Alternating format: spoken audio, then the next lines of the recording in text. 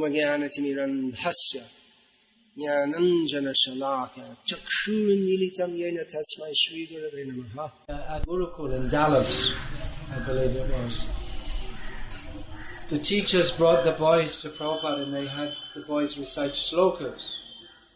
And after that, and afterwards Prabhupada asked them to say the meaning, but they didn't know. So it's good to know the meaning also. In many cases that it's easy to understand. Just like this, Adveshta Sarvabhutana, it's very easy to understand. Can they say what that means? Can they say?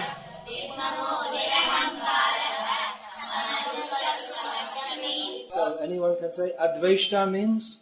Can they say what? No, I'm not asking you, I'm asking children. The thing is, if you start to learn a few words, just like I learned from reading Prabhupada's books with the word-to-word meaning, and then the same words come again and again. It's like learning any language.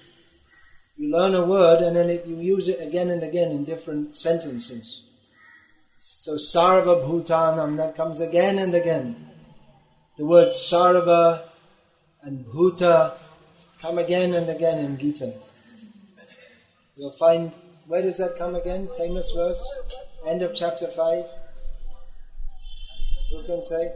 So says, in the end of chapter 5, again that term comes. Suhridam Sarva Bhutam.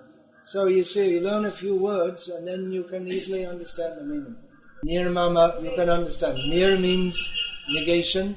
Mama means I. That comes again and again in Gita. Mama, mama, mama.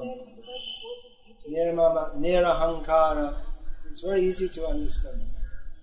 Then the words, next line, sama comes again and again in Gita. Samatvam yoga uchyate, for instance. So sama, sukha, dukkha. Then, what's the last word? Shami, one who tolerates. Shami. You find that also.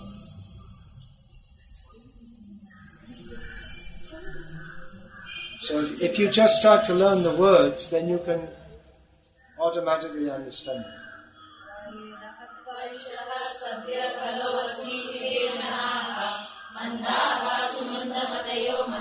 That's the problem. What's the time? We have to go, no?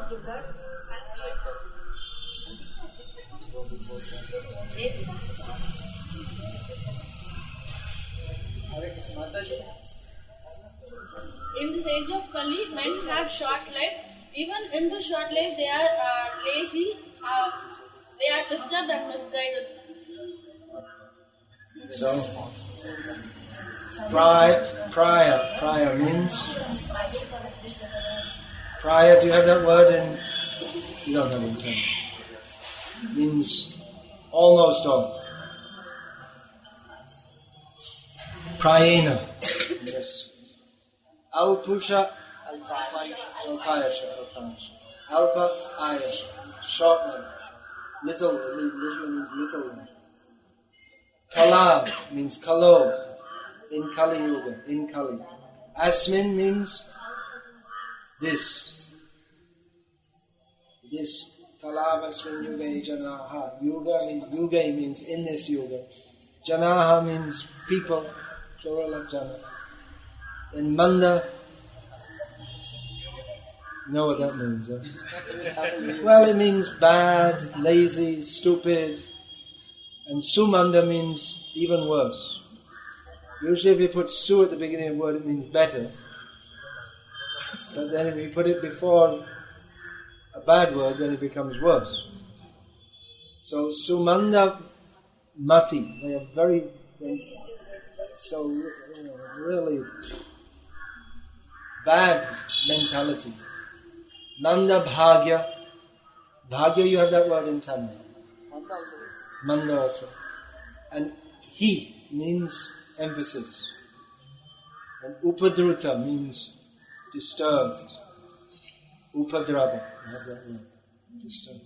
So most of the verses, some of them are a little Yam pravrajantam, that word may not be so well known. Vraja means to go. So pra is an intensive, so pravrajantam means he who was the one who really went, something like that. So that's a bit difficult.